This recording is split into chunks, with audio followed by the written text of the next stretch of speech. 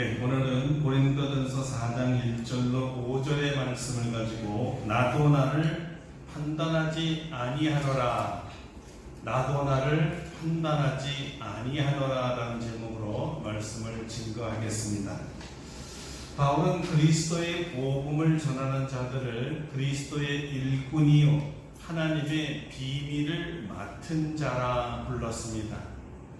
하나님께서 일꾼과 맡은 자들에게 요구하는 것은 충성입니다. 이제 세 가지를 먼저 묻겠습니다. 첫 번째입니다. 여러분은 그리스도의 일꾼이요 하나님의 비밀을 맡은 자입니까? 아멘. 둘째 질문입니다. 여러분은 그리스도의 일꾼이요 하나님의 비밀을 맡은 자로서 주님께 충성했습니까? 세 번째입니다. 여러분이 충성을 다했는지 안 했는지 어떻게 합니까? 누가 판단합니까? 다른 사람들입니까? 아니면 여러분들보다 직급이 위에 있는 사람입니까? 아니면 여러분 자신입니까? 첫째 질문. 그리스도의 일꾼이요 하나님의 비밀을 맡은 자는 누구를 말합니까? 바울은 우리라 말하고 있습니다. 우리는 구체적으로 고린도전서 1장 1절에 제시하고 있습니다. 하나님의 뜻을 따라 그리스도 예수의 사도로 부르심을 받은 바울과 형제 소스데네입니다.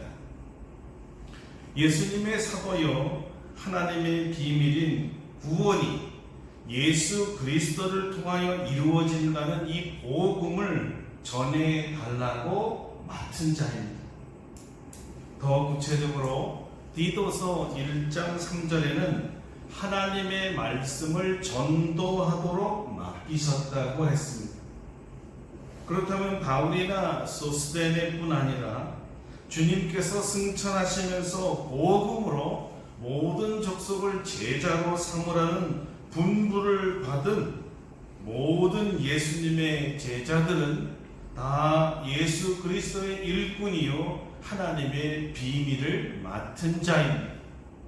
저와 여러분은 모두 예수 그리스도의 일꾼이요 하나님의 비밀을 맡은 자입니다. 자, 이제 첫 번째 질문에 대해 다시 답을 해야 되겠지요?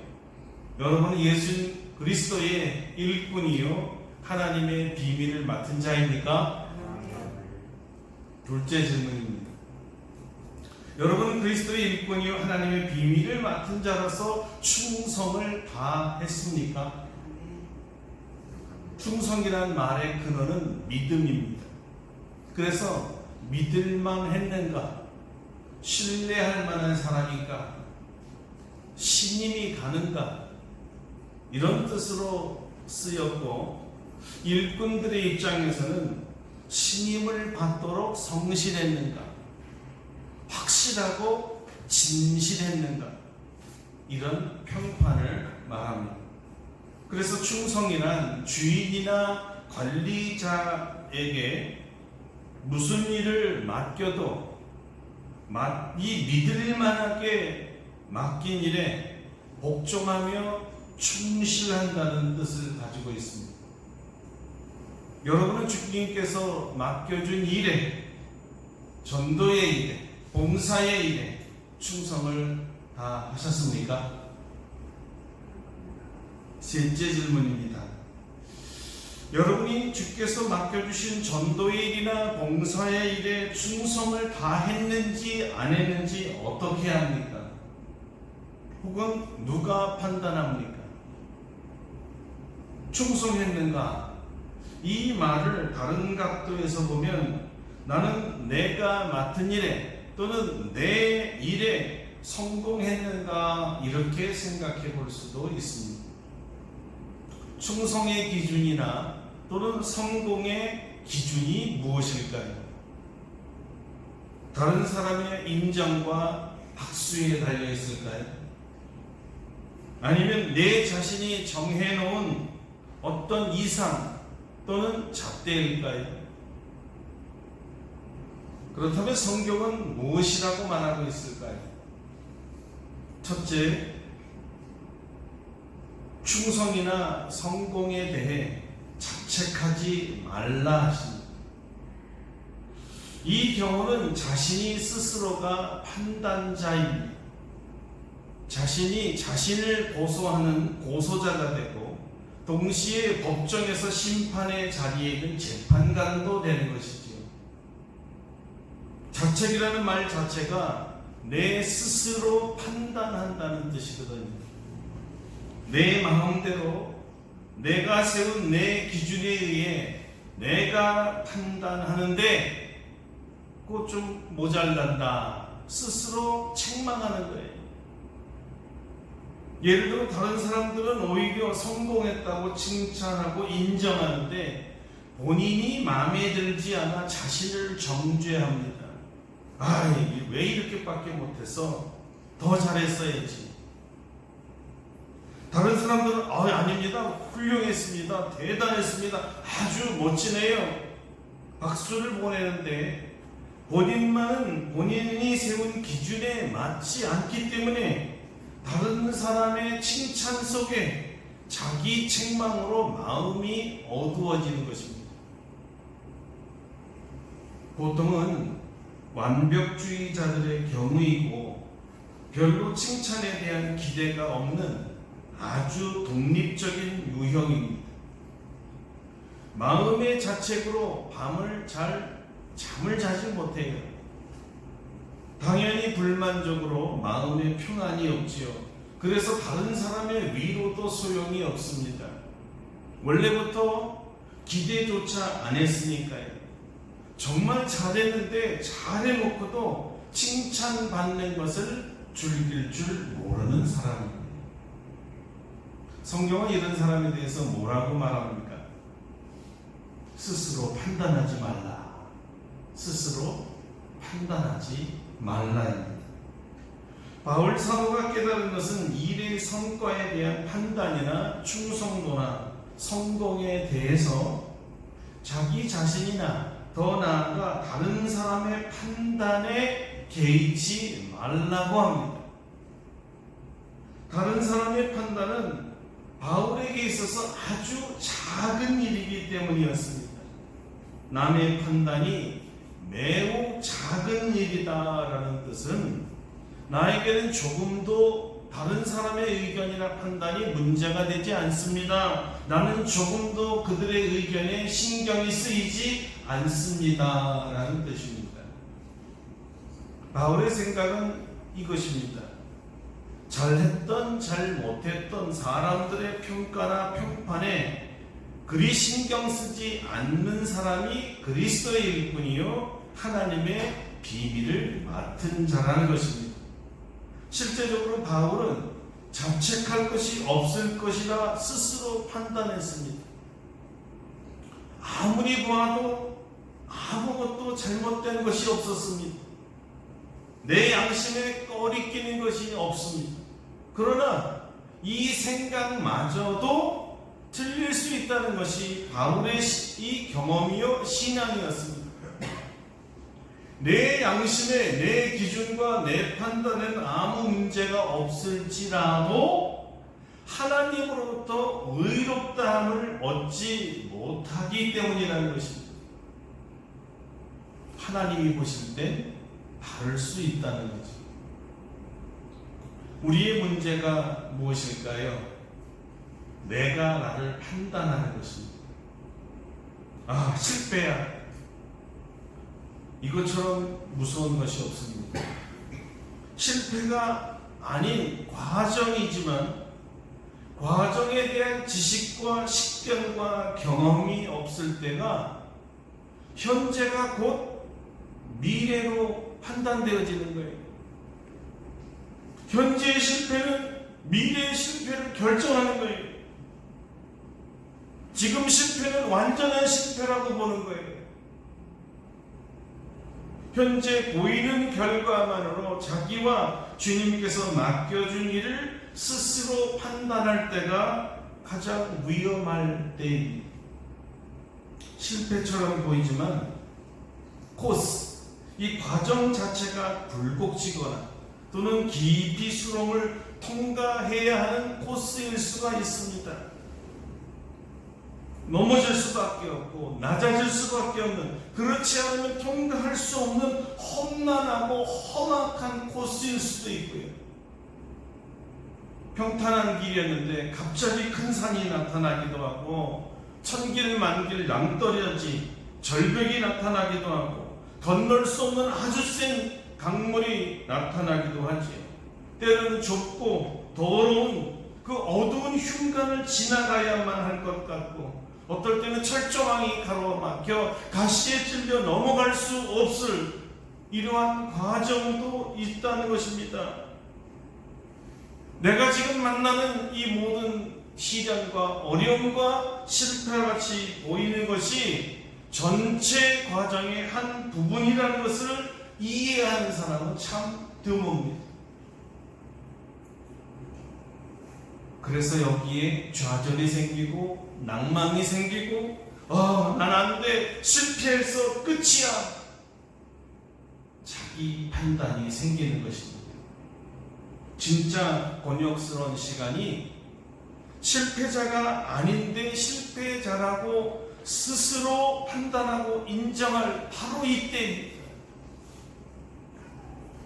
다윗은 이 곤란한 경험을 그의 시편 37편에서 고백한 적이 있습니다. 여호와께서 사람의 걸음을 정하시고 그의 길을 기뻐하시나니 그는 넘어지나 아주 엎드러지지 아니함은 여호와께서 그의 손으로 붙드심이로다. 하나님께서 정하신 각자의 길이 있습니다. 사람의 길이 있어요. 하나님이 정하셨고 다윗이 가야만 할 그 길은 어떤 길이었을까요? 넘어지는 길이었습니다. 엎드러질 뻔한 길이었습니다. 그래서 다윗이 불평할 뻔했습니다. 그러나 다윗은 이렇게 말하고 있지요. 여호와 앞에 잠잠하고 참고 기다리라. 자기 길이 형통하며 악한 꾀를 이루는 자 때문에 불평하지 말지어다. 분을 그치고 노를 버리며 불평하지 말라. 오히려 악을 만들 뿐이라. 하나님이 정한 길이고 다윗이 가야 할 그 길은 악한 꾀를 이루는 악한 자 때문에 생긴 길입니다. 칼과 활로 자기를 죽이려 하는 악한 자가 있었습니다. 이 화가 나고 불평한 일을 하나님이 정하셨다는 거예요. 그리고 그 길을 가는 다윗을 바라보며 기뻐하셨다는 거예요. 다윗이 볼 때는 너무 기가 막힌 노릇이에요. 나를 사랑하는 주님이 어떻게 이렇게 나를 죽음의 길로 몰아갈 수 있을까? 정말 하나님이 정하신 과정이요 코스가 맞나? 의심할 때가 있는 거예요. 그러나 맞습니다. 그렇습니다. 하나님이 정하신 길이에요. 결국 다윗은 하나님께서 정하시는 길이에 넘어지고 엎드러질 뻔하였지만 아주 엎드러지지 않았다.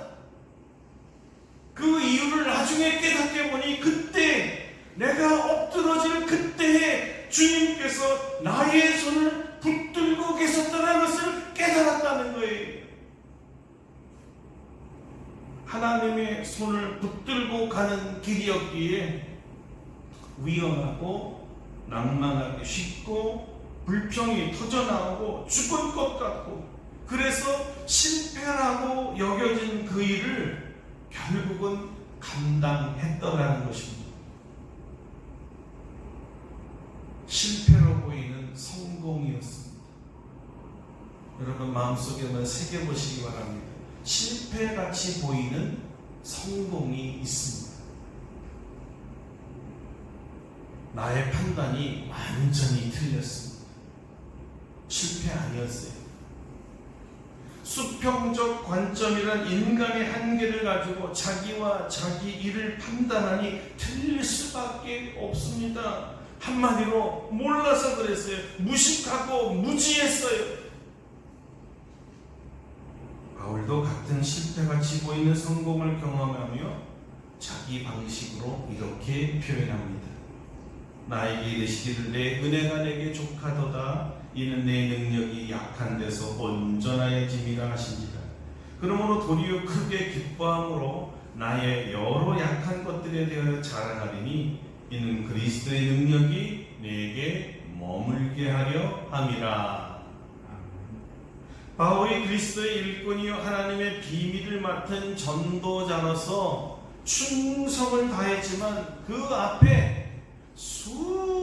수없이 많은 가시가 나타나곤 했습니다.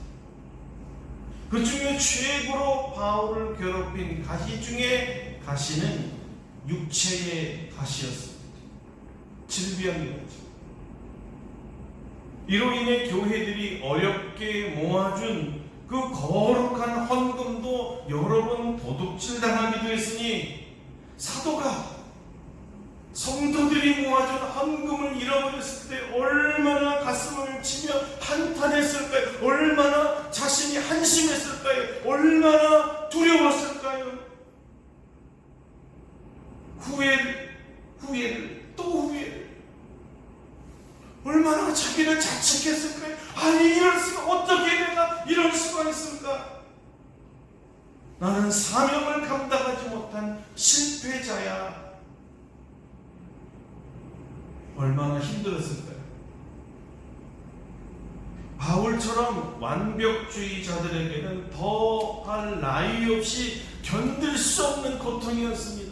그저 털털하고 아예 그럴 수도 있지 뭐 또 하면 되지. 낙천주의자들이 가지고 있는 고통에 비해서 완벽주의, 최선을 다해야만 성질이 풀리는 사람들에게는 죽을 것 같은 고통이, 어떻게 내가 이런 막대한 실수를 했을까? 그래서 마음의 사형 선고를 받아 살 소망까지 끊어졌다고 고백을 했던 것입니다. 차라리 나는 죽는 게 나아. 나같이 쓸모없는 자는 죽는 게 나아. 어쩌면 자학했을지도 모르죠. 마음의 사형 선고를 받아 살 소망이 끊어졌다고 합니다. 아마 요즘같이 믿음이 없고 의지가 약하고 감성이 불안한 사람들 같으면 이 실망감과 자괴감에 자살을 해도 여러 번 했을 것입니다. 그러나 다윗이 하나님의 손에 붙들려서 악한 자에 의한 생명의 위협조차 하나님께서 정하신 길이요 코스라는 것을 배운 것처럼, 그래서 하나님의 손에 붙들려 넉넉히 이긴 것처럼 바울은 하나님의 은혜를 체험하면서 하나님의 은혜가 내가 가장 약할 때 강하게 만들고 온전하게 만드는 힘이 된다는 것을 배웠습니다. 하나님의 코스, 하나님께서 계획하신 길, 하나님이 정하신 과정이라는 것을 깨달았을 때 나의 판단을 자연스럽게 내려놓게 되는 것이지. 아, 이게 아니구나. 내 생각이 틀렸구나. 내가 좀 모자랐구나. 자연스럽게 내려놓게 됩니다. 사랑하는 성도 여러분, 한번 지나간 한평생을 뒤돌아보며 생각해 보시기 바랍니다. 한때는 절대적으로 옳다고 믿고 판단하고 추진하던 일 중에 목숨까지도 아깝지 않고 목숨을 걸고 이것은 옳다라고 주장하던 일 중에 나중에 지나고 보니까 정말 옳은 일은 얼마나 됐을까요? 지나고 보니 이거 아니었는데 내가 목숨까지 걸었네? 이런 일은 없었나요? 반대로 한때 저거는 아니지, 절대 아니라고 부정하던 일 중에 시간이 지나서 세월이 지난 다음에 깨닫니까 그래도 됐었네. 그렇게 할 수도 있었구나. 내가 절대 안 된다 그랬는데 되네. 그렇다면 나는 뭐야?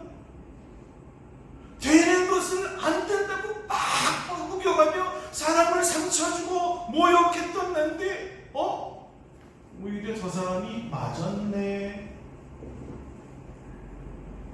이런 일은 없습니까? 모두 우리의 판단이 절대 옳지 않다는 것을 깨닫는 시인이죠. 죽을 것 같은 일들이 세옹지마가 되어 더 잘됐던 일들도 많았습니다. 정말 좋아 손뼉을 쳤던 일들이 내게 화가 되어 돌아온 일도 많았고요. 만약 여러분이 지금 맞아, 나도 그런 일이 있었네, 이렇게 속으로 끄덕인다면 여러분 자신의 한계를 지금 인정하고 있는 중입니다. 아, 내 생각이 짧구나, 잘못된 거구나. 그렇다면 우리는 어떻게 해야 되나? 성경은 말합니다. 너희 인생의 충성과 성공에 대한 판단을 주님께 맡겨라. 사도 바울은 나도 나를 판단하지 않는다고 했습니다. 자신이 한계를 일찍부터 인정한 지혜로운 신앙인이었기 때문입니다. 위대한 사도이기 때문에 다 옳을 줄 알았는데 착각이었습니다. 나도 한계를 가진 인간이다. 나는 실수를 많이 한 인간이다. 겸손하여서 자기의 지혜와 판단을 의지하기보다, 틀릴 수 있는 자기에 대한 확신보다 완전하시고 완벽한 하나님의 지혜와 판단을 더 의지하기로 한 것입니다. 이미 사도 바울은 고린도전서 1장 12절에서 이렇게 말했습니다. 하나님의 어리석음이 사람보다 지혜롭고 하나님의 약하심이 사람보다 강하니라. 이런 얘기입니다. 바울에게 있어서는 이런 고백을 하는 거예요. 하나님이 늘 옳습니다. 하나님은 언제나 옳습니다. 하나님의 판단은 언제나 정확합니다. 이것이 바울과 다윗과 모든 역사에 살아있었던 신앙인들의 한결과 같이 동일한 신앙 고백이었습니다. 하나님이 옳습니다.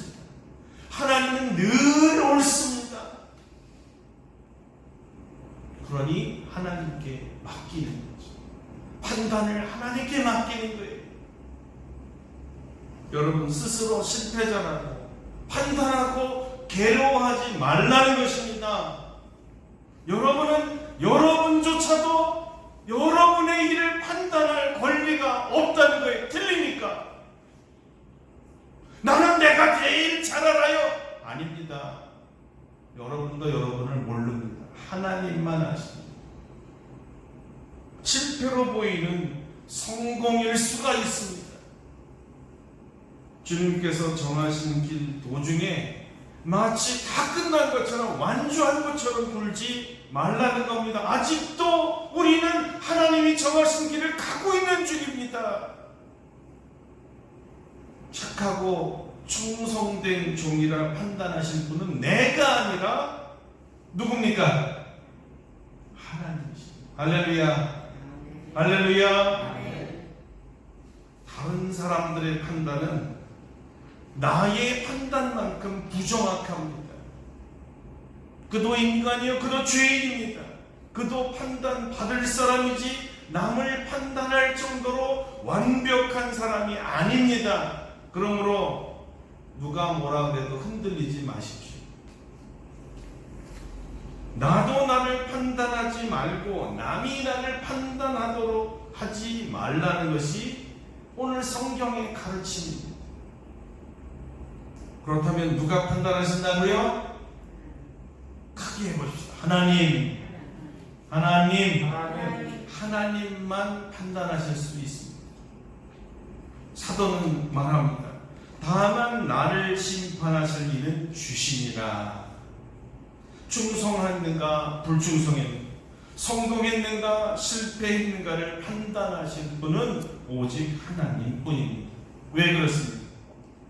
우리가 다니는 만인 그리스도의 일꾼이요 하나님의 비밀을 맡은 자이기 때문입니다. 그래서 내가 그리스도의 일꾼이요 하나님의 비밀을 맡은 자인가라는 질문을 처음에 드렸던 것입니다. 일꾼이 잘했는가 잘못했는가 판단할 분은 주인입니다. 일꾼이 판단하는 거 아닙니다. 다른 일꾼들도 판단할 수 없습니다. 이웃집 주인들이 판단할 수 없습니다. 나를 고용하고 나를 맡기신 주님만이 판단할 수가 있는 거예요. 우리 주인이 누굽니까? 하나님이시죠. 그러니까 당연히 우리 일과 맡겨진 인생과 사명에 대해서 판단하실 분은 내가 아닙니다. 다른 성도들도 아니고요. 오직 우리 생명의 주인이신, 나를 일꾼으로 부르신 참 주인이신 하나님뿐입니다. 그런데 여러분, 이제 아주 중요한 점을 말씀드리는데 여기 잘 들으셔야 돼요. 간과해서는 안 됩니다. 그것은 주님의 판단의 특징이 무엇이냐면 지금이 아니라는 것이죠. 여러분, 판단하는 시점이 지금 2020년 5월 31일 현재가 아니라는 사실입니다. 지금 현재가 아니라면 그럼 언제 주님께서 우리를 판단하신다는 겁니까? 바울은 말합니다. 주께서 정하신 길이, 그 과정이, 그 코스가 다 마칠 때이다. 오늘 본문 5절입니다. 그러므로 때가 이르기 전, 곧 주께서 오시기 전까지 아무것도 판단하지 말라. 그가 어둠에 감추인 것들을 드러내고 마음의 뜻을 나타내시니 그때 각 사람에게 하나님으로부터 칭찬이 있으리라. 주께서 우리를 판단하실 때는 지금이 아니라 마지막 날입니다. 종말이죠. 마지막 때입니다. 새하늘과 새 땅이 열리는 날입니다. 하나님 보좌 앞에서 심판하십니다. 착하고 충성된 종이라 하실지 아니면 악하고 게으른 종이라 하실지 내 아버지께 복받을 자리여 나와 창세부터 너희를 위하여 예비된 나라를 상속하라 하실지 아니면 저주를 받은 자들이라 하실지 그때 주님께서 판단하신다는 거예요. 그러므로 그때까지 누가 충성을 했는지 불충성을 했는지 아무도 모릅니다. 물론 누가 성공했는지 누가 실패했는지도 모릅니다. 그때까지 판단하지 말아야 합니다. 지금까지 모두가 과정입니다. 더 나아가 주님 마지막 오실 그날까지도 과정입니다. 아직 많이 남았습니다. 섣불리 판단하지 말라는 게 아직 남아있어요. 주님께서 계획하시고 정하시고 만드신 코스이기 때문에 전 코스가 완주될 때까지 판단하지 말라는 것입니다. 지금은 절대 아닙니다. 나는 실패해서 속단하지 말라는 것입니다. 나는 더 이상 희망이 없어 판단하지 말라는 것입니다. 앞으로 아무 소용이 없어 난 그냥 살 거야 판단하지 말라는 것입니다. 물론 지금의 성공도 성공이 아니에요. 실패도 실패가 아닙니다. 실패 같은 성공이 있을 수 있고 반면에 성공으로 보이는 실패도 있으니까요. 자만하지 마십시오. 나는 성공했다 말하지도 마십시오. 아직도 과정이라 끝이 나지 않았기 때문입니다. 실패로 보이는 자가 성공할지 성공으로 보이는 자가 교만하여서 실패할지 아직 모릅니다. 여러분이 기억해야 될 말씀은 이것입니다. 아무것도 판단하지 마라. 아무것도 판단하지 마라. 다시 반복합니다. 그러므로 때가 이르기 전 곧 주께서 오시기까지 아무것도 판단하지 말라. 주님께서 오셔서 이렇게 판단할 것입니다. 어둠에 감추인 것들을 드러내고 마음의 뜻을 나타내시니 그때 각 사람에게 하나님으로부터 칭찬이 있으리라. 우리가 몰랐고 볼 수 없었던 모든 영역에서 감추어진 것을 주님만이 드러내실 수가 있습니다. 그 중에 우리가 품은 마음의 뜻을 나타내실 것이고요. 여러분, 이것이 관건입니다. 우리가 속에 품은 생각이 판단의 마지막 주님의 판단의 기준이 된다는 것이에요. 무슨 얘기일까요?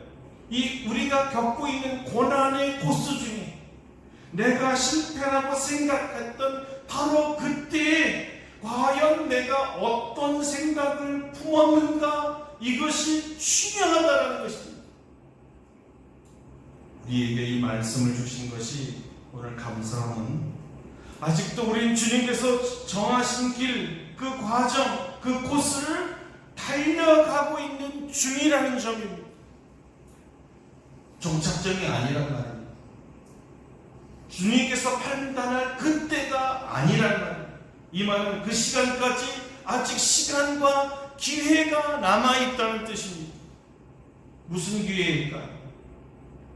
앞으로 남은 난 코스들을 당면할 때 어떤 생각을 품어야 한 배움의 기회, 어떤 생각을 이제는 품어야 될까? 추상적인 말서부터 시작하면 그 생각은 바로 하나님께로부터 칭찬받을 생각을 하라는 것입니다. 설계에는 없는데 오늘 우리 조범이 집사 얘기도 딱 맞는 얘기. 제왕절개 하라는 그 고난의 시간에 딱 무슨 생각을 안 되지. 그 생각의 전환이 굉장히 그 순간에 어떤 생각은 고난의 시간이잖아요. 자기가 이제까지 고생해왔는데 이제 와서 제왕절개라고 얼마나 억울합니까? 안 되지. 생각의 전환. 하나님으로부터 칭찬받을 생각으로 전환시키면 그 고난의 때에 내가 어떻게 할까가 답이 나온다는 거죠. 사실 우리는 이미 답을 다 말씀드렸습니다. 가장 실패라고 판단되었을 그때 자책이란 판단을 멈춰야 합니다. 여러분은 현재 실패자가 아닙니다. 과거의 실패자는 물러나는 거예요. 그러므로 아직 나는 실패자가 아니다. 나는 내가 스스로 나를 판단하지 않겠노라. 이 생각을 가져야 되는 것입니다. 자, 여러분 따라오시죠. 나는 실패자가 아니다. 나는 실패자가 아니다. 더 크게 해보세요. 나는 실패자가 아니다. 나는 실패자가 아니다. 내가 나를 판단하지 않겠노라. 내가 너를 판단하지 않겠노라. 이렇게 생각하시고 다음 단계는 하나님이 판단하신다 외쳐야 되는 거예요. 다 같이 한번 합시다. 하나님이 판단하신다. 하나님이 판단하신다. 할렐루야. 이렇게 믿음으로 고백하고 정말로 주님이 판단하시도록 맡겨야 돼요. 여러분 마음이 진흙탕에서 아니면 늪 같은 수렁에서 빠져나오고 구원받은 느낌이 들면 여러분이 주님께 맡긴 증거입니다. 그러나 아직도 불안하고 죄책감이 들고 자책감과 자괴감으로 여러분이 마음이 여전히 무겁다면 안 맡긴 증거입니다. 주님이 주신 과정이 주님의 손으로 우리를 붙들고 계시기 때문에 내가 고난당하는 이 시간에도 주님이 나를 붙들고 계시기 나는 결코 넘어지지 아니하리라는 믿음을 가지시기를 바랍니다. 아멘. 주님께서 일꾼으로 부르시고 복음을 전하라고 맡기셨기 때문에 다 완주할 때까지 주님께서 나를 죽이지 않습니다. 우리는 죽을 수 없습니다. 망하지 않습니다. 우리 주님께서 우리를 쓸모없다고 버리지도 않습니다. 아직 주님의 과정이 안 끝났습니다.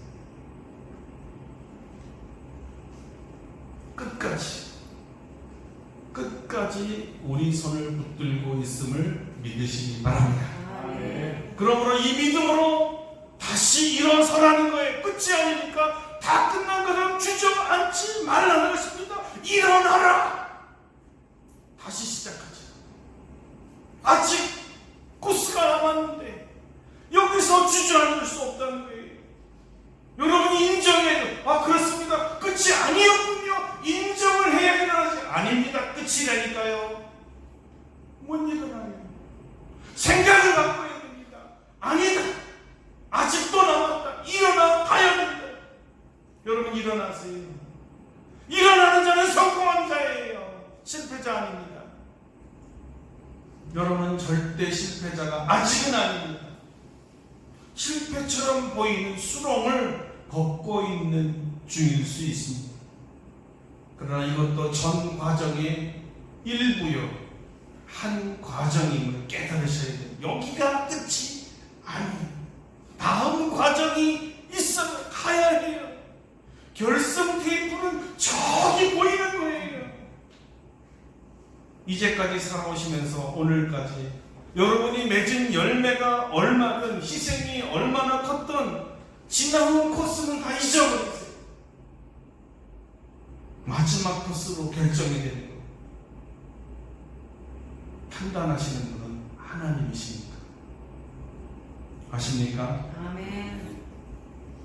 내가 예수님을 구주로 믿는 것만으로도 여러분은 이미 성공자라는 사실 말입니다.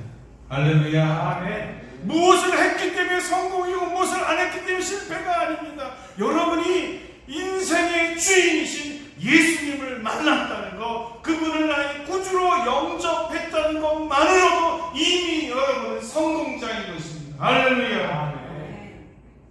다음 주에는 인생의 성공자에 대해서 좀 더 나누려고 합니다. 여러분 그때까지 주님께 감사하고 다시 충성하시고 아무것도 판단하지 마십시오. 기도하겠습니다. 우리 다 같이 동성으로 기도합시다. 내가 스스로 실패자다, 못난이다, 나는 끝이다 판단했던 죄를 용서하여 주옵소서.